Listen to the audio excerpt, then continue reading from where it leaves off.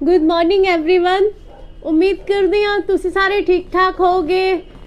ਪਿਛਲੇ ਦਿਨੋਂ ਆਪਾਂ ਇੱਕ ਬੜਾ ਹੀ ਸੰਜੀਦਾ ਮੈਟਰ ਤੇ ਗੱਲ ਕੀਤੀ ਸੀ ਕਿ ਕੈਨੇਡਾ ਵਿੱਚ ਸਾਡੇ ਜਿਹੜੇ ਪੰਜਾਬ ਦੀਆਂ ਬੇਟੀਆਂ ਜਾਂਦੀਆਂ ਨੇ ਤੇ ਕਿਸ ਤਰ੍ਹਾਂ ਉਹਨਾਂ ਨੂੰ ਬਹੁਤ ਸਾਰੀਆਂ ਪ੍ਰੋਬਲਮਸ ਵੀ ਹੁੰਦੀਆਂ ਨੇ ਤੇ ਕਿਸ ਤਰ੍ਹਾਂ ਕੁਝ ਲੋग जो कि एक कैनेडा दे ही न्यूज़पेपर ने एक रिपोर्ट लगाई सी कि उधर दे इंडिया दे पंजाब दे लोग जाके उन्हां नू मिसयूज करते ने, उन्हां दी सैक्सुअल हरासमेंट की जाती है, शोषण किया जाता है।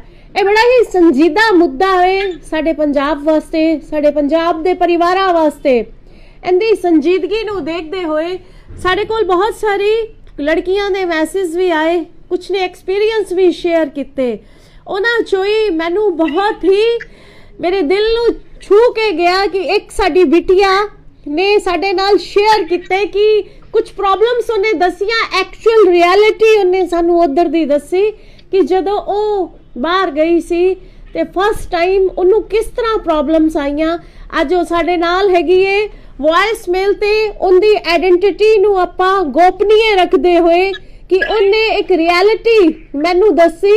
2-3 दिन उन्हें मेरे नाल गल की और ओ मैनू प्राउड है कि एक बीइंग ए डॉटर होंदे होए उन्हें मैनू कहा कि मैम जिस किसी भी लड़की नू मेरी हेल्प दी, क्योंकि वो उधर वेल सैटल्ड हो चुकी है, मेरी हेल्प दी जरूरत पे ते मैं पक्का उनकी हेल्प करांगी, तुसी मेरा नंबर शेयर कर सकते हो। मैनू बहुत प्राउड फील होया कि इहो जी बच्चियां भी ने जड़ियां सैटल, उन्होंने भी प्रॉब्लम्स आईयां पर उन्हें अपने आप नू मजबूत रखिया, फैमिली ने सपोर्ट किया, पर जड़े एक्सपीरियंस उनदे नाल होए उन्हें मेरे नाल शेयर किते और रियलिटी तो उन्हें पर्दा चुकिया कि एक्चुअल ची वाकई ही जो है रिपोर्ट लगी है उनदे विच कितनी सच्चाई है। आज जो मेरे नाल हैगी है लाइन ते आपां शेयर करदे हां, तुहानू दसेगी।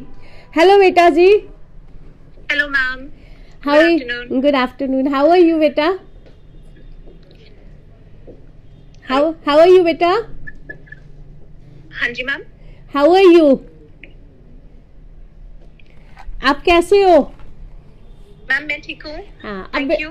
अब बेटा बताओ कि जो ये न्यूज़पेपर, कनाडा के न्यूज़पेपर ने एक रिपोर्ट में लिखा था कि पंजाब की डॉटर्स के बारे में जो आपने मेरे से शेयर किया था, मैं आपके थ्रू थोड़ा सा लोगों को अवेयरनेस के लिए बताना चाहती हूँ कि एक्चुअल में इसमें कितनी रियलिटी है। हाँ जी मैम बिल्कुल। तो मैम ये कोई 5 साल पुरानी बात है जब मैं फर्स्ट टाइम बाहर आई थी।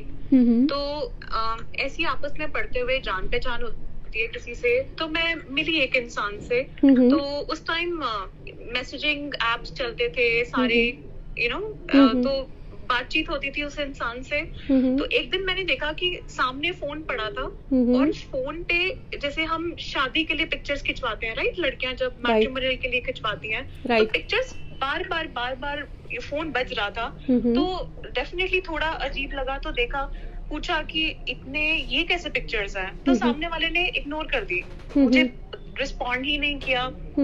और मैंने पूछा भी, इंसिस्ट किया 2-3 बार कि नहीं बताओ है क्या ये। तो सामने वाले ने इतना जवाब ढंग से नहीं दिया मुझे। फिर मुझे लगा चलो ठीक है कोई बात नहीं। अगले थोड़े दिनों बाद सेम पर्सन की, सेम इंसान की मैंने गाड़ी खोल के देखी, तो उसमें कुछ अजीब सा ही सामान पड़ा था जो कि एक ठीक नॉर्मल सामान नहीं था वो। तो मैंने बस उसको देखकर बंद कर दी गाड़ी और मैं अपना सोच में पड़ गई कि ये हो क्या रहा है, ये चल क्या रहा है। दिन बीतते गए, उसके बाद नेक्स्ट 1 वीक, 10 दिन बाद फिर से दोबारा से मेरे सामने वही पिक्चर्स, बट इस टाइम पिक्चर्स जो थी वो कम्प्लीटली डिफरेंट थी। वो पिक्चर्स दोबारा आई, मैंने वो फोन उठा लिया और मुझे अजीब लगा कि नहीं, ऐसा नॉर्मली नहीं होता है। वो मैसेजिंग ऐप खोल के देखा तो मैंने सामने वाले से क्वेश्चन किया कि ये चल क्या रहा है, और उसमें जो मैंने देखा वो बहुत ही अजीब था। ऊपर लिखा हुआ था शमीम ऑफ पंजाब समथिंग करके ग्रुप बना हुआ था। अजीब ही ग्रुप था, कुछ अलग ही पिक्चर्स उसमें जो है आ रही थी। तो इतना इंसिस्ट करने के बाद, लड़ने के बाद, उस बंदे ने सामने मुझे आके बोला कि ऐसा ऐसा ये ग्रुप है, यहाँ पे लड़कियों की पिक्चर्स आती हैं और जो लड़कियां थोड़ी मजबूर होती हैं या नहीं होता कुछ अपना जिंदगी जीवन जीने के लिए, रिसोर्सेज नहीं होते, तो वो लड़कियां हम अपलोड कर देते हैं और फिर कोई ना कोई इंसान आके आगे जो भी है कहानी बढ़ती है। तो मैम डेफिनेटली ये कहीं ना कहीं सच है कि 18 से 24 के बीच में लड़कियां इतनी वल्नरेबल होती हैं, यहाँ पर आके जिंदगी इतनी आसान नहीं है। एंड ऊपर से आप यहाँ पे जाते हो, शिफ्टों के लिए जाते हो, कईयों को तो काम मिल जाता है, बट जिनको नहीं मिलता उनके लिए जिंदगी जो है मुश्किल हो जाती है। तो बेटा ये जो है न्यूज़पेपर में लगा था कि रिलीजियस जगह से, कॉलेज के बाहर से, या जो लड़कियां फीस नहीं पे कर पाती या जिनको फैमिली सपोर्ट पीछे से नहीं मिल पाता, तो मोस्ट ऑफ द गर्ल्स वो है इसमें। हाँ जी मैम, डेफिनेटली। अब जो तो पीछे से फाइनेंशियली बैकग्राउंड स्ट्रांग है उनको तो जरूरत नहीं है, अगर बाई चांस यहाँ नहीं भी काम मिला तो पैसे पीछे से आ जाते हैं। लेकिन जो यहाँ पर एक लिमिटेड रिसोर्सेज के साथ, थोड़े पैसों के साथ आते हैं, उनको तो यहाँ काम करना ही पड़ता है। नहीं, काम तो बेटा सबको ही बाहर जाके करना पड़ता है, फीस भरने के लिए, अपने और खर्चे चलाने के लिए। जिंदगी तो इतनी यहाँ पे आसान नहीं है। तो आपके साथ भी कुछ ऐसा किसी ने करने की कोशिश की थी? मैम मुश्किलें मुझे बहुत आई थी कि पहले जब मैं शिफ्टों पे जाती थी तो कभी कभी तो पहले 1 साल में सिर्फ 5 घंटे काम मिलता था, 7 घंटे काम मिलता था, कभी कभी तो मिलता ही नहीं था। तो बहुत मुश्किलें थी, इतनी मुश्किल से किराया निकलता था कभी कभी तो। लेकिन फिर धीरे धीरे करके 2-3 साल इंसान के कॉन्टैक्ट्स बनते हैं और आप थोड़ा सेटल डाउन हो जाते हो, तो चीजें हल्की सी आसान होती हैं, लेकिन स्टार्टिंग डेज तो मुश्किल होती हैं। तो आपको ये लगता है कि पंजाब से जो गर्ल्स जाती हैं उनको ज़्यादा प्रॉब्लम्स हैं और पंजाब के ही लोग उनको मिसयूज करते हैं, गलत रास्ता दिखाते हैं? मैम सबको प्रॉब्लम नहीं आती। अब जिनको एक्सपोजर है थोड़ा बहुत तो डेफिनेटली वो एडजस्ट कर लेते हैं, लेकिन जिनको बिल्कुल भी नहीं पता, कभी कुछ देखा ही नहीं, एक्सपोजर बिल्कुल भी नहीं है, उनके लिए थोड़ा सा मुश्किल हो सकता है। अब यहाँ पे ऐसे बहुत सारे बच्चे हैं जिनके लिए जिंदगी बहुत अच्छी है एंड एंजॉय करते हैं, लेकिन डेफिनेटली जिनको एक्सपोजर कम है, डिफिकल्टीज थोड़ी बहुत तो आती हैं उनको। पर जो आपने मुझे बताया था कि आप किसी के घर में रहते थे, वो लेडी का यही काम था, वो ऐसे गर्ल्स को भेजती थी, फिर आपके दोस्तों ने बताया तो आपने उस लेडी का घर छोड़ दिया, तो ऐसे? हाँ जी मैम, तो ये भी एक एक्सपीरियंस हुआ था मेरे साथ। ये भी आज से 4 साल पुरानी बात है। एक घर में मैं रहती थी, वो लेडी थी अपनी हमारे जैसी थी एंड उनकी फैमिली सब बहुत अच्छे थे, लेकिन मैं जानती नहीं थी, मैं तो उनके घर में रह रही थी। लेकिन वो मुझसे अजीब तरीके की बातें करती थी और वो अलग अलग घर में लोगों को बुलाती थी, तो अजीब लगता था। लेकिन अब सामने वाले का घर है तो मैं क्या बोल सकती थी, मैं तो अपने एक कमरे में रहती थी। तो एक दिन मैं उस लेडी के साथ बाहर जा रही थी शॉपिंग करने के लिए, तो मेरे कुछ क्लासमेट्स ने मुझे देखा और बोला कि आप उस लेडी के साथ क्या कर रहे थे? तो मैंने बोला कि नहीं, मैं तो शॉपिंग करने जा रही थी। तो वहां पे उन्होंने मुझे बताया कि ये लेडी जो है ये तो लड़कियों के साथ ये सब करती हैं, उनको अलग अलग मेन से मिलवाती हैं, बंदों से मिलवाती हैं, तो आपको नहीं जाना चाहिए। तो दैट्स इट, वही एक आखिरी महीना था और मैं वहां से चली गई उसके बाद।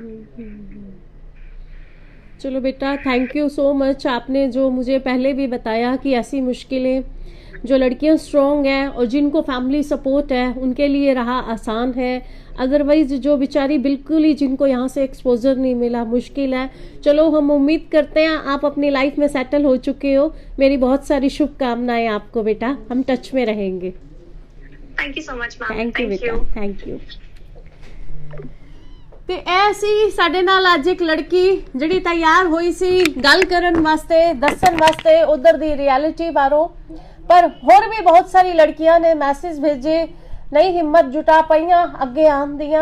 अफकोर्स पंजाब दियां सन धीआं, ते अज मैं तुहाडे राही एक मैसेज देना चाहती हाँ कि भेजो जरूर बच्चियां नूं बाहर, जे बच्चे बाहर जाके कुछ अलग तो करना चाहते ने, ਸਟੱਡੀ ਬੇਸ ਤੇ ਜਾਂ ਕੰਮ ਕਰਨ ਵਾਸਤੇ ਜਾਣਾ ਚਾਹੁੰਦੇ ਨੇ ਜ਼ਰੂਰ ਭੇਜੋ, ਪਰ ਘੱਟ ਤੋਂ ਘੱਟ ਬੱਚਿਆਂ ਦੇ ਟੱਚ ਵਿੱਚ ਰਹੋ ਪੂਰਾ। ਉਹਨਾਂ ਨੂੰ ਫਾਈਨੈਂਸ਼ਲੀ ਵੀ ਜਦ ਤੱਕ ਬੱਚੇ ਸੈਟਅਪ ਨਹੀਂ ਹੋ ਜਾਂਦੇ, ਸੈੱਟ ਨਹੀਂ ਹੋ ਜਾਂਦੇ ਉੱਧਰ ਜਾ ਕੇ ਪੂਰੀ ਤਰ੍ਹਾਂ ਤਾਂ ਇੰਡੀਪੈਂਡੈਂਟ ਨਹੀਂ ਹੋ ਜਾਂਦੇ, ਫਾਈਨੈਂਸ਼ਲੀ ਵੀ ਸਪੋਰਟ ਨਾ ਕਰੋ। ਮੈਂ ਕੁਝ ਪੇਰੈਂਟਸ ਨੂੰ ਦੇਖਿਆ ਜਿਹੜੇ 15-20 ਲੱਖ ਰੁਪਏ ਲਾ ਕੇ ਆਪਣੇ ਬੱਚਿਆਂ ਨੂੰ ਭੇਜ ਦਿੰਦੇ ਨੇ ਔਰ ਉਸ ਤੋਂ ਬਾਅਦ 2 ਮਹੀਨੇ ਬਾਅਦ ਹੀ ਪ੍ਰੈਸ਼ਰ ਬਣਾਉਣਾ ਸ਼ੁਰੂ ਕਰ ਦਿੰਦੇ ਨੇ ਕਿ ਭੇਜੋ ਪੈਸੇ, ਭੇਜੋ ਪੈਸੇ। ਕਿੱਥੋਂ ਭੇਜਣਗੇ ਪੈਸੇ? ਇਸ ਚੀਜ਼ ਨੂੰ ਸਾਡੇ ਪੰਜਾਬੀ ਪੇਰੈਂਟਸ ਨੂੰ ਕੰਸੀਡਰ ਕਰਨਾ ਪਏਗਾ ਕਿ ਬਹੁਤ ਹੈ ਉਧਰ ਦੀ ਅਲੱਗ ਦੀ ਦੁਨੀਆ। ਕਈ ਵਾਰੀ ਬੱਚਿਆਂ ਨੂੰ ਕੰਮ ਹੀ ਨਹੀਂ ਮਿਲਦਾ, ਜਿਸ ਤਰ੍ਹਾਂ ਇਸ ਬਿਟਿਆ ਨੇ ਸਾਨੂੰ ਦੱਸਿਆ ਕਿ ਕਈ ਵਾਰੀ 5-5 7-7 ਘੰਟੇ ਦੀ ਸ਼ਿਫਟ ਹੁੰਦੀ ਹੈ ਔਰ ਕਈ ਵਾਰੀ ਕੰਮ ਮਿਲਦਾ ਹੀ ਨਹੀਂ। ਤੇ ਇਸ ਚੀਜ਼ ਨੂੰ ਸਾਡੇ ਪੇਰੈਂਟਸ ਨੂੰ ਸਮਝਣਾ ਪਏਗਾ, ਬੜਾ ਸੰਜੀਦਾ ਮੁੱਦਾ ਹੈ। ਆਪਾਂ ਆਪਣੀ ਸਟੇਟ ਗਵਰਨਮੈਂਟ ਦੇ ਥਰੂ, ਭਾਰਤ ਸਰਕਾਰ ਦੇ ਥਰੂ ਬਾਹਰ ਦੀ ਕੈਨੇਡੀਅਨ ਗਵਰਨਮੈਂਟ ਨੂੰ ਵੀ ਲਿਖਾਂਗੇ ਕਿ ਇਹ ਮਾਮਲਾ ਥੋੜਾ ਜਿਹਾ ਧਿਆਨ ਦੇਣ ਯੋਗ ਹੈ। ਮੈਂ ਨਹੀਂ ਚਾਹੁੰਦੀ ਸਾਡੀ ਪੰਜਾਬ ਦੀ ਧੀਆਂ ਦੇ ਨਾਲ ਕੋਈ ਵੀ ਮੁਸ਼ਕਿਲ ਹੋਏ। ਔਰ ਹੁਣ ਚੀਜ਼ਾਂ ਸ਼ਾਇਦ 3-4 ਸਾਲ ਪੁਰਾਣੀਆਂ ਕੁਝ ਚੀਜ਼ਾਂ ਵੀ ਨੇ, ਪਰ ਕੁਝ ਬੱਚੇ ਆਪਣੀ ਵੀ ਆਪਣਾ ਜਿਹੜਾ ਮੋਰਲ ਸਪੋਰਟ ਇੱਕਦਮ ਥੱਲੇ ਸੁੱਟ ਦਿੰਦੇ ਨੇ ਜਾਂ ਉਹਨਾਂ ਉਧਰ ਦੀ ਗਲੈਮਰਸ ਲਾਈਫ ਉਹਨਾਂ ਨੂੰ ਅਟਰੈਕਟ ਕਰਦੀ ਹੈ। ਕੁਝ ਏਦਾਂ ਦੇ ਵੀ ਬੱਚੇ ਨੇ ਜਿਹੜੇ ਆਪਣੇ ਕੰਸੈਂਟ ਦੇ ਨਾਲ ਰਾਹ ਭਟਕ ਜਾਂਦੇ ਨੇ। ਤੇ ਪੇਰੈਂਟਸ ਨੂੰ ਦੇਖਣਾ ਹੋਏਗਾ ਕਿ ਸਾਡੇ ਬੱਚੇ ਕਿੰਨੇ ਕੁ ਸਟਰੋਂਗ ਨੇ, ਕਿੰਨੀ ਕੁ ਬਾਉਂਡਰੀ ਕ੍ਰੋਸ ਕਰ ਸਕਦੇ ਨੇ ਔਰ ਸਾਡਾ ਟਰਸਟ ਕਿੱਥੇ ਸਟੈਂਡ ਕਰਦਾ ਹੈ।